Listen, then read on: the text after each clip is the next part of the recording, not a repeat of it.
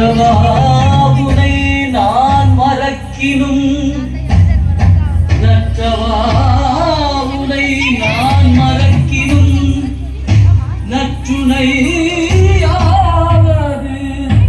நமச்சிவாயவே நற்றுணையாவது நமச்சிவாயவே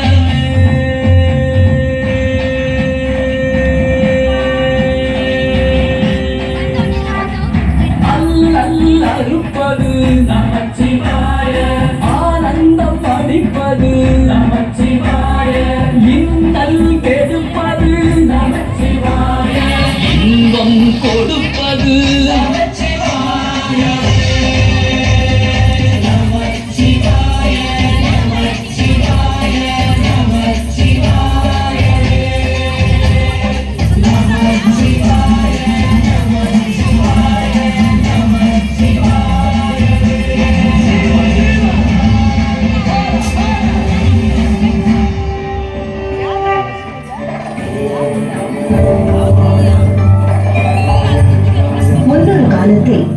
மிருகண்டர் என்ற ஒரு ரிஷியும் அவரது மனைவி மருதவதியும் வாழ்ந்து வந்தனர்.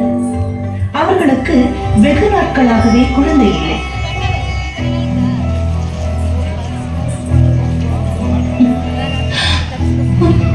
மிருகண்டர் சிவபெருமானை நோக்கி ஒரு கடும் தவம் மேற்கொண்டார்.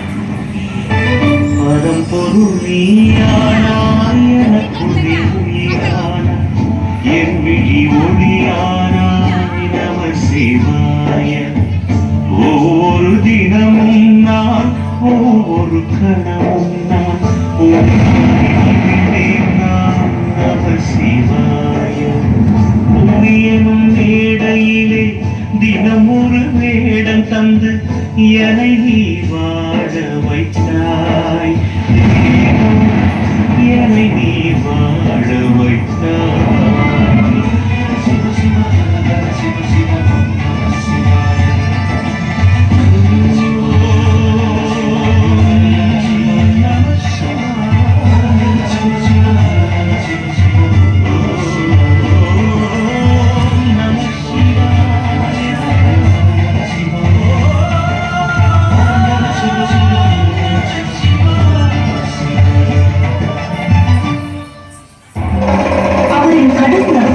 மெச்சிய சிவபெருமான் மிருகண்டரின் முன் தோன்றினார்.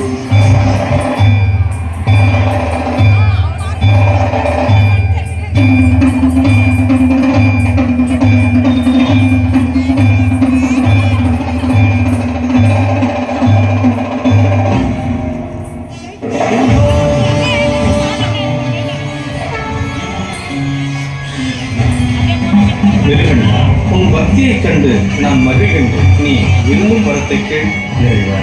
குழந்தை செல்வதில்லாத எனக்கு ஒரு மகன் பிறக்க அருள் புரியவர். நல்லவனாக அறிவுச் சுடராக 16 ஆண்டுகள் மட்டுமே வாழக்கூடிய மகனா, தீயவனாக மந்த புத்தியுள்ள நீண்ட காலம் வாழும் மகனா, யார் தேவை? இறைவா, வாழ்நாள் கொடியதாக இருப்பினும் அறிவார்ந்த ஒரு குழந்தையே எங்களுக்கு போதும்.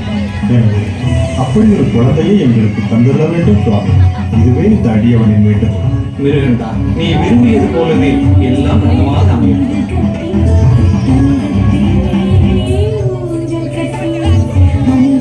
சில காலம் கழித்து கருவுற்ற மருதவதி ஒரு மகனை ஈன்றெடுத்தாள். மகிழ்ச்சியடைந்த பெற்றோர்கள் அவனுக்கு மார்கண்டேயன் என்று பெயர் சூட்டினர்.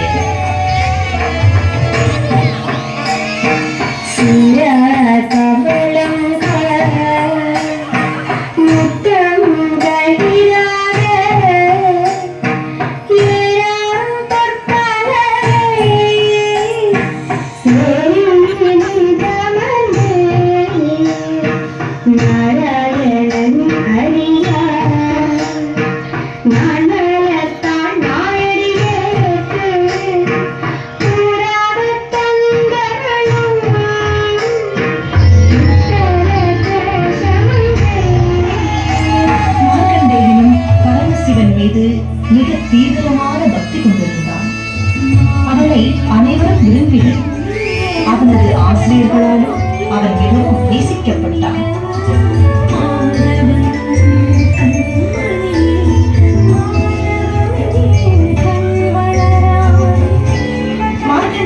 குழந்தை பருவம் மிகவும் மகிழ்ச்சியாக கழிந்து கொண்டிருந்தது.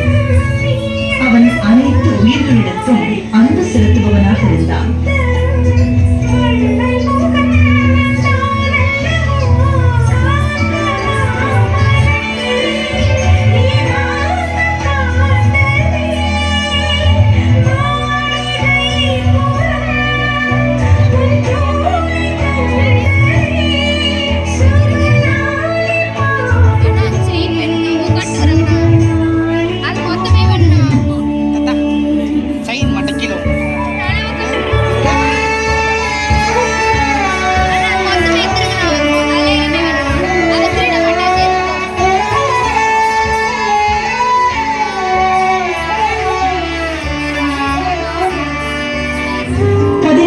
ஆண்டு மிக வேகமாக நெருங்கிக் கொண்டிருந்தது.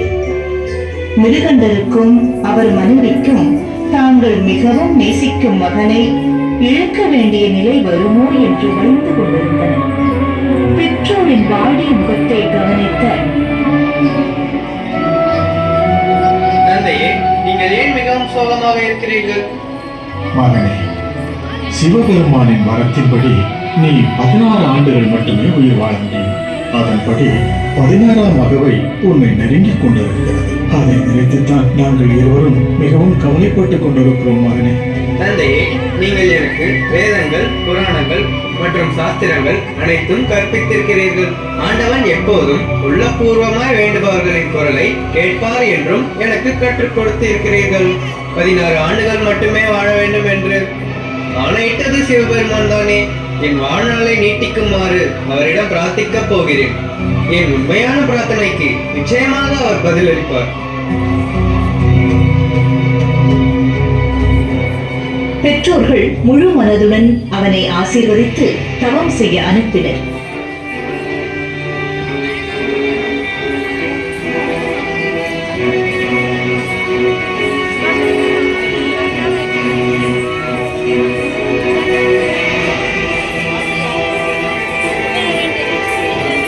மார்க்கண்டேயன் அடர்ந்த காடுகள் வழியாக நடந்து சென்று ஆற்றங்கரையை அடைந்தான்.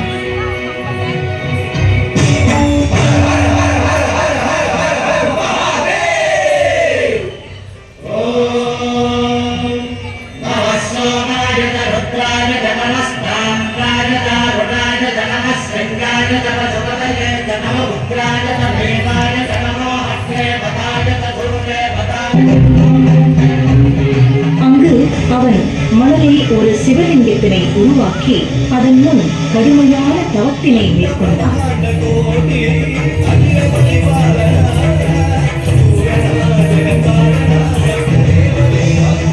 விரைவில் ஆழ்ந்த தியானத்தில் மூழ்கினான்.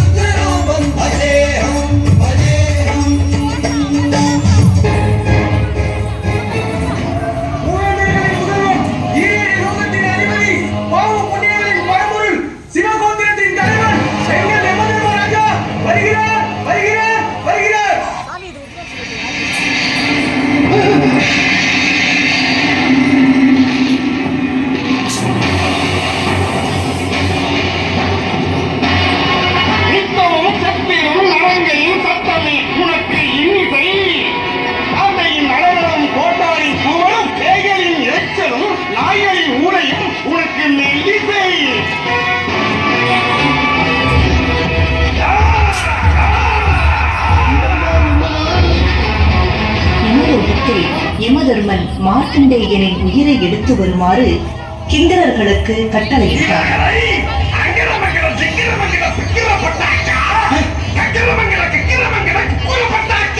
மார்க்கண்டேயனின் இடத்திற்கு வந்த கிங்கரர்கள் அவன் சிவலிங்கத்தின் முன் தியானத்தில் இருப்பதை பார்த்தார்கள். மார்க்கண்டேயனின் தவத்தின் பலனாக அவனை சுற்றி ஒரு ஒளிப்படலம் படர்ந்திருந்தது.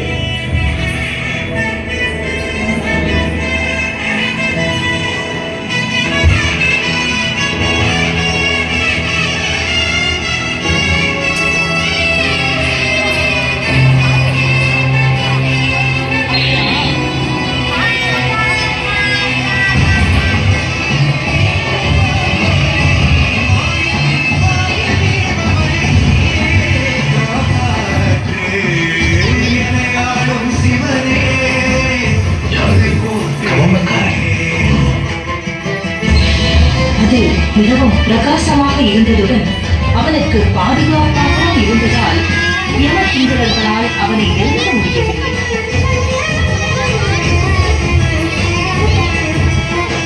ஏன் அவனை நம்மால் நெருங்க முடியவில்லை?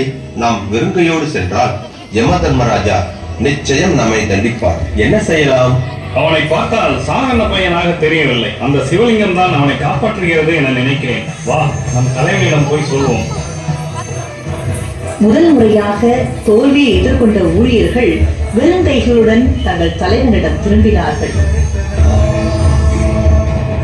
அரசே, அவனை எங்களால் அணுக முடியவில்லை.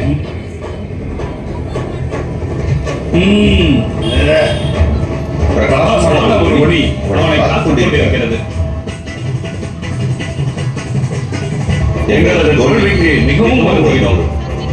முட்டாள்களே, ஒரு சிறுவனின் உயிரை எடுத்து வர முடியவில்லையா? வெட்கமாக இல்லை? சரி, இதை நானே பார்த்துக் கொள்கிறேன். என் கண் முன்னே நிற்காதீர்கள் என்று சொன்ன யமதர்மன் தனது பாசக்கயிற்றை எடுத்துக்கொண்டு இரவையின் மேலேறி உடனே புறப்பட்டான்.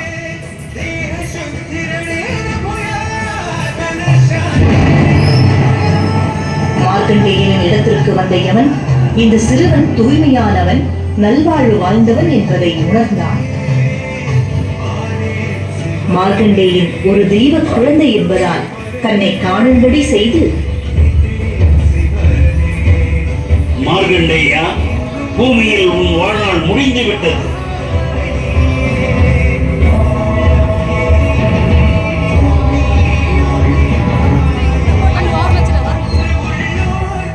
நான் உங்களுடன் வரமாட்டேன். என் இறைவன் என்னை பாதுகாப்பார்.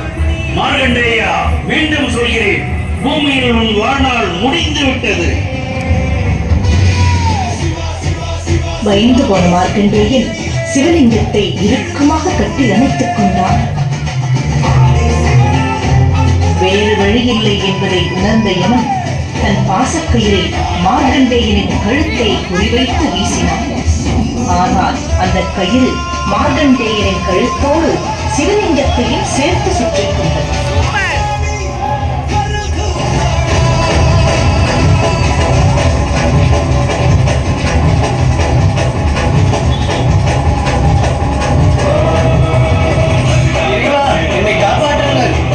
இன்று மார்க்கண்டேயன் அப்போது ஒரு ஆச்சரியம் நிகழ்ந்தது.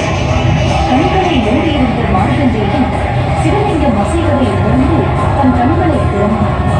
அப்போது முக்கண்ணனான பரமசிவன் மாபெரும் உயிர்ப்போடு கோபாவேசம் பொங்க தோன்றினான்.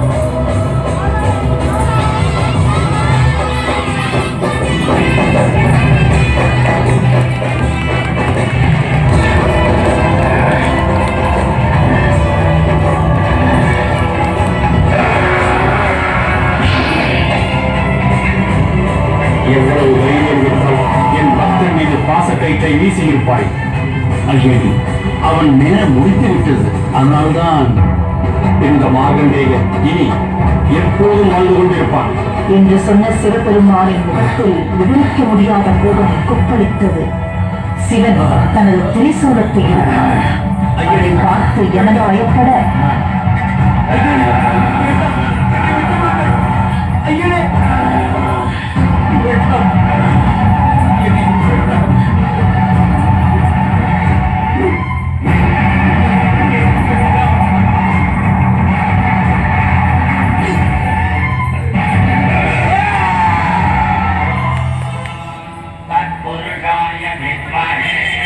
महादेवाय धीमहि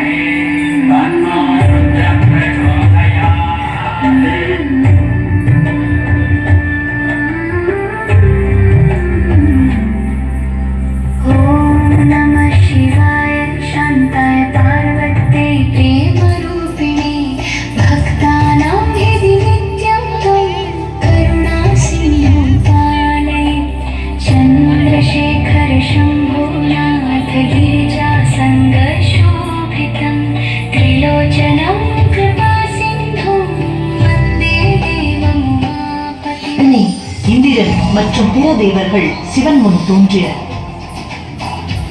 சிவபெருமானே, இறப்பு என்று ஒன்று இல்லாவிட்டால் பூமியில் சமநிலை என்று ஒன்று இல்லாமல் போய்விடும்.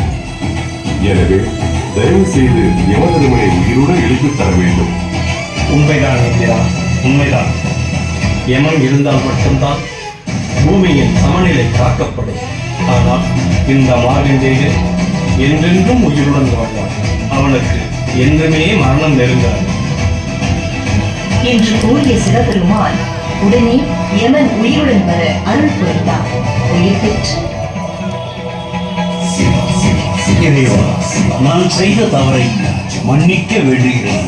இப்பொழுது நான் உண்மையான பக்தியின் வலிமையை புரிந்து கொண்டேன். உன் தவறு மன்னிக்கப்படுகிறது. இனி நீ எப்போதும் போல் உன் கடமையை செய்யலாம். யமனும் மற்ற தேவர்களும் தங்கள் இருப்பிடம் திரும்பினார்கள்.